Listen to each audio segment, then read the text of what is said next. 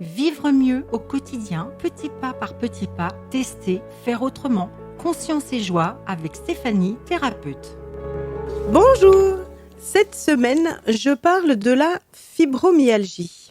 La fibromyalgie est une affection chronique caractérisée par des douleurs diffuses, persistantes et une sensibilité à la pression souvent associée à une fatigue intense et des troubles du sommeil.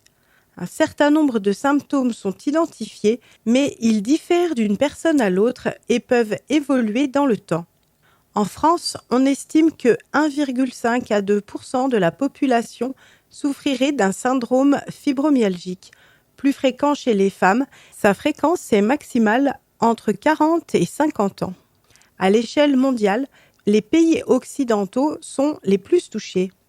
On parle de diagnostic par défaut pour la fibromyalgie. Le médecin va prescrire des examens complémentaires qui viendront éliminer d'autres maladies pour arriver à dire « comme ce n'est rien d'autre, c'est la fibro ».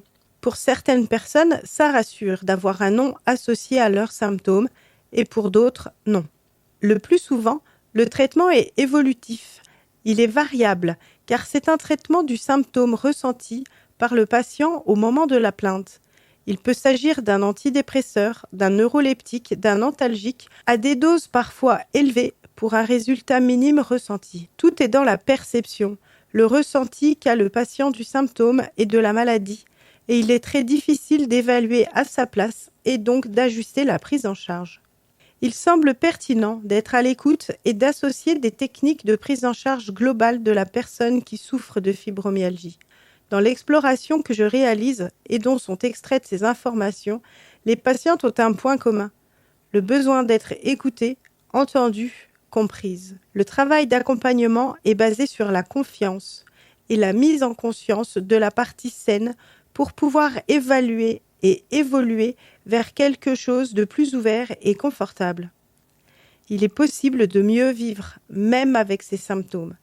Je reste disponible si vous avez besoin d'avoir un regard et un éclairage différents sur ce qui se passe dans le corps et arriver à se recentrer sur le véritable besoin profond. Vivre heureux dans la joie et la créativité. Oui, c'est possible. Petit pas par petit pas, je teste par moi-même et j'ose faire autrement. Et vous, c'est quand? Testez et vous verrez.